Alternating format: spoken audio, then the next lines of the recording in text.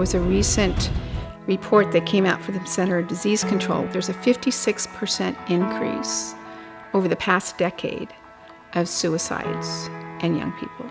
And we continue to see and hear from students how these issues are impacting them. Our goal is to go in and not to tell kids what to do, but to get them to think about the choices that they're making and how the choices they're making today can impact them for the future. We initially started off being in a 9th grade health class, and we've now evolved to middle school presentations.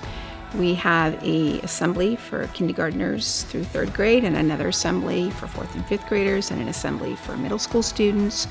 We do a lot of parent education on a variety of topics. We've created what we call Teen Esteem Ed Talks, which are like TED Talks, and it's a library on our website of conversations with different people in the communities around mental health, around prescription drug abuse, around technology, when to even introduce technology to your kids, and how do you go about doing that, what you should know about technology.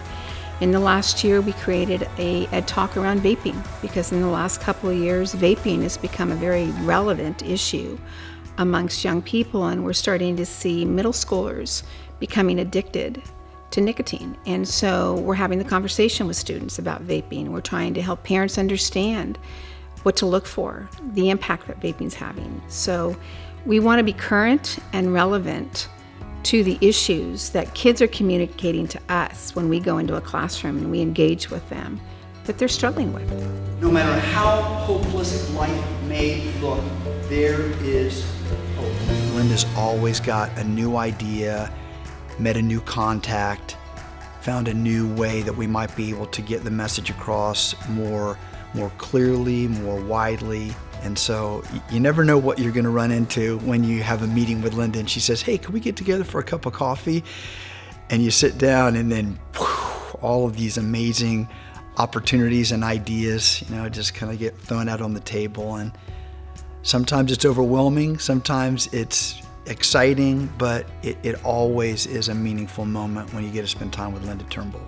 I tended to be someone that would just kind of glance at the surface of some of these issues, but Linda unearths information that helps us to understand why we need to be informed about some of these issues and why we need to educate people about them, and then to do it in a way that doesn't overwhelm them, but really lets them understand here are the most important facets of this issue that you need to understand so that you can make a choice that will be informed, educated, healthy, a choice that you can look back on and be proud of.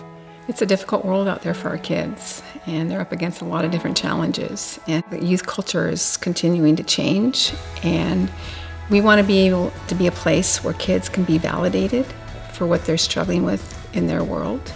And so it's important to be able to bring a message to kids, number one, that their value is based on who they are and not what they do.